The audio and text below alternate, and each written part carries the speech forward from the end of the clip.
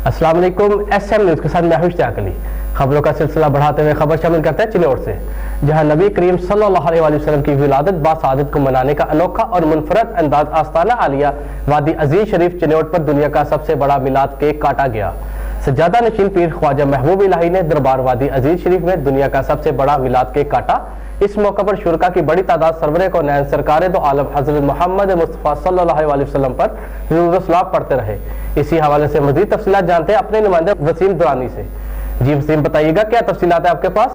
जी बिल्कुल, चिन्नौट में दरबार आलिया वादी अजीज़ शरीफ चिन्नौट में दुनिया का सबसे बड़ा मिलाद केक काटकर जिसने ईद मिलादुन्नबी सल्लल्लाहु अलैहि वसल्लम मनाया गया, जबकि 112 मन दूध की सबील भी जारी रही, जबकि तहज्जुद के वक्त 63 बकरे जो हैं वो ज़बह किए गए। जिसने ईद मिलादुन्नबी सल्लल्लाहु अलैहि वसल्लम की तकरीबें शिरकत के लिए मुल्क भर से अक़ीदतमंदों की बड़ी तादाद के अलावा बैरूनी मुमालिक से मंदोबीन भी शरीक हुए।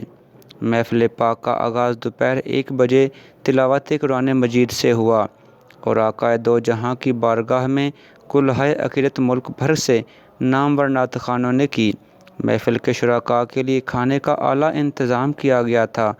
बकर की मशहूर रोटी और बकरे का गोश्त, 112 मन दूध और 63 मन केक शुरकाए महफ़िल में तकसीम किया गया।